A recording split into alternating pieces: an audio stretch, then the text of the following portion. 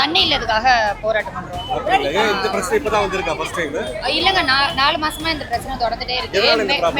Metro water போடுறேன்னு சொல்றாங்க. அந்த மெட்ரோ வாட்டர் சுத்தமா நல்லாவே இல்ல, கொலன்னு வருது, நல்லாவும் இல்ல.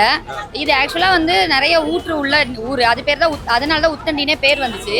அப்படிப்பட்ட ஊர்லயே இப்ப தண்ணி இல்லைன்னு சொல்லும் போது எல்லாரும் ஆதங்கப்படுறாங்க. வேற ஒண்ணும் இல்ல. தீர்வு என்ன? எங்களுக்கு வந்து அந்த குடிநீர் வந்து ஒரு நாளைக்கு ஒரு 2 மணி நேரமாவது விடுங்கன்னு தான் நாங்க கேக்குறோம். எங்களுக்கு பொழுதன்னைக்கு விடுங்கன்னு நாங்க கேட்கவே இல்லை. ஒரு 2 மணி நேரம் விடுங்க. இப்ப நாங்க அந்த மெட்ரோ வாட்டர் நாங்க வந்து லைன்ல உள்ள இழுத்துருக்கோம். பாத்தீங்கன்னா அதுல நிறைய பூச்சிகள் எல்லாமே இருக்கு. சுத்தமா துணி துவைக்க முடியல, எதுவுமே பண்ண முடியல. பாத்திரம் எல்லாமே ஓட்டையாயிருது. நாங்க வந்து எல்லாமே வருது, குழந்தைங்களாம் எல்லாரும் வச்சிருக்கோம் இல்லையா. நாங்க வந்து பொழுதன்னைக்கு விடுங்கன்னு நாங்க சொல்லல, ஒரு 2 மணி நேரம் விடுங்க குளிக்கிறதுக்கு.